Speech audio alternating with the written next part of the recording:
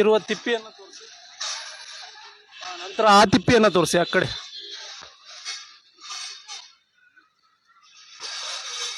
ಸ್ವಲ್ಪ ಇಂದಿರಾ ಗಾಂಧಿ ಅವ್ರನ್ನ ತೋರಿಸ್ಬಿಡಿ. ಅದು ಏನಂತ ಕಾಣ್ತಾ ಇದೆಯಾ?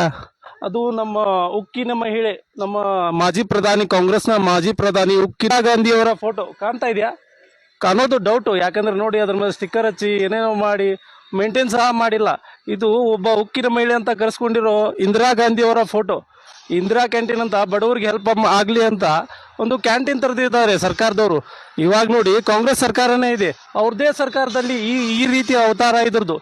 ಒಳಗಿನ ಕ್ವಾಲಿಟಿ ಬಿಡಿ, ಅಲ್ಲಿ ಫುಡ್ ಏನು ಕೊಡ್ತಾರೆ, ಅವರು ಯಾವ ಕ್ವಾಲಿಟಿ ಇರುತ್ತೆ ಅದೆಲ್ಲ ಬಿಟ್ಬಿಡಿ. ಈಗ ಹೊರಗಿನ ಕ್ವಾಲಿಟಿಯನ್ನು ನೋಡ್ಕೊರಿ. ಇದೊಂದು ಬಿಲ್ಡಿಂಗ್ ಇದೆ, ಕನ್ಸ್ಟ್ರಕ್ಷನ್ ಮಾಡಿದ್ದಾರೆ, ಅದರಲ್ಲಿ ಇಂದಿರಾ ನೋಡಿ ಅದು ಬೋರ್ಡ್ ಮುರಿದೋಗಿದೆ.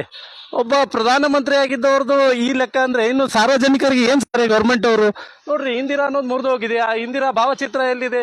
ಕಾಣ್ತಾ ಇಲ್ಲ. ಅದ್ರ ಮೇಲೆ ಸ್ಟಿಕ್ಕರ್ ಅಂಟಿಸಿದ್ದಾರೆ. ಆ ಕಡೆ ನೋಡಿ ಆಂಬುಲೆನ್ಸ್ ಸ್ಟಿಕ್ಕರು. ಏನ್ ಮೇಂಟೈನ್ ಮಾಡ್ತಾ ಇದ್ದಾರೆ ನೋಡಿ, ಸ್ವಚ್ಛತೆ ಇಲ್ಲ, ಏನಿಲ್ಲ. ಪಕ್ಕದಲ್ಲೇ ತಿಪ್ಪಿಗಳಿವೆ.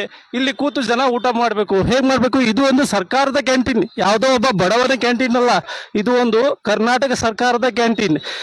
ಇಲ್ಲಿ ಫುಡ್ ಹೇಗೆ ಕೊಡ್ತಿದ್ದಾರೋ ಗೊತ್ತಿಲ್ಲ. ಬನ್ನಿ ಸರ್, ಊಟ ಚೆನ್ನಾಗಿದೆಯಾ? ಎಲ್ಲ ಚೆನ್ನಾಗಿ ಕೊಡ್ತಿದ್ದಾರೆ.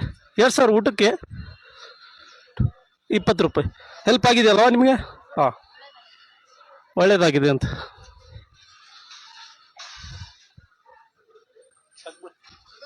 ಅದನ್ನ